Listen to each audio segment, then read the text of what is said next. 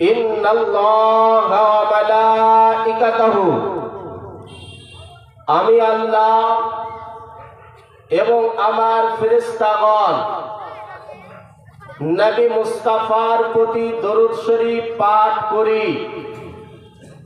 ইয়া আইয়ুহাল্লাযীনা আমানু সাল্লু আলাইহি ওয়া সাল্লিমু তাসলিমা, হে ঈমানদার বান্দাগণ, তোমরাও নবী মুস্তাফার প্রতি দরুদ শরীফের নজরানা পাঠ করো। জোরে বলি সুবহানাল্লাহ। কার কথা? আল্লাহ পাক, আল্লাহ তাআলার কথা, তিনারই ফরমান। আচ্ছা বলুন তো, কোরআন শরীফের মধ্যে আল্লাহ পাক নামাজের কথা বলেছেন, রোজার কথা আল্লাহ পাক বলেছেন, হজ ও যাকাতের কথা আল্লাহ পাক কোরআন শরীফের মধ্যে ইরশাদ করেছেন।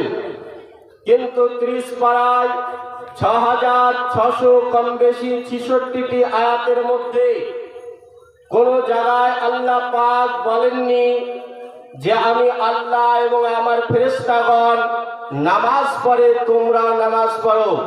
আল্লাহ বলেনি যে আমি রোজা রাখি তোমরাও রোজা রাখো, আমি হজ করি তোমরাও হজ করো, আমি যাকাত দিই তোমরাও যাকাত প্রদান করো।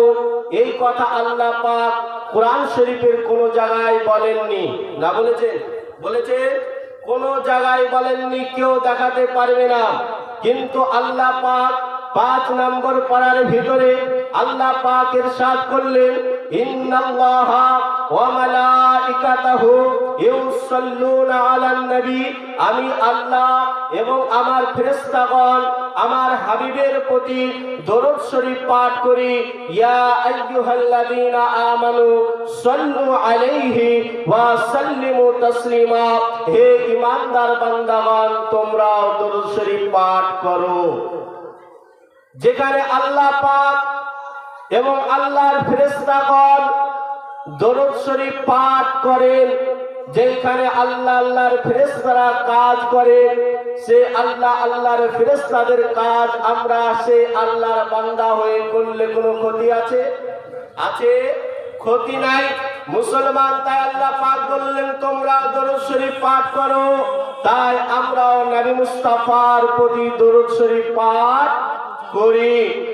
আসল বেয়াদার মসজিদ মিশকাত শরীফের হাদিস, হযরতে উবাই ইবনে কাব রাদিয়াল্লাহু তাআলা আনহু বলতে আছেন, ইয়া রাসূলুল্লাহ, ইয়া হাবিবাল্লাহ, নবী গো, আপনার প্রতি আমি দরুদ শরীফ পাঠ করব, তবে কতটা? উবাই ইবনে কাব বলতে আছেন, ইয়া রাসূলুল্লাহ, 4 ভাগ ইবাদতকে আমি বিভক্ত করে 3 ভাগ রেখে দিলাম। 1 ভাগ আপনার প্রতি দরুদ শরীফের নজরানা পাঠ করব। আল্লাহর নবী আকরাম মুহাম্মদুর রাসূলুল্লাহ বলতে আছেন, আয় আমার সাহাবী, যদি এর থেকেও বেশি পারো তুমি দরুদ শরীফ পাঠ করো। ও উবাই ইবনে কাব বলতে আছে, ইয়া রাসূলুল্লাহ, 2 ভাগ দরুদ শরীফ পাঠ করব। নবী মুস্তাফা বললেন, আরো দরুদ শরীফের সংখ্যা বাড়িয়ে দাও, 3 ভাগ করব। নবী মুস্তাফা বললেন, আরো দরুদ শরীফের সংখ্যা বাড়িয়ে দাও।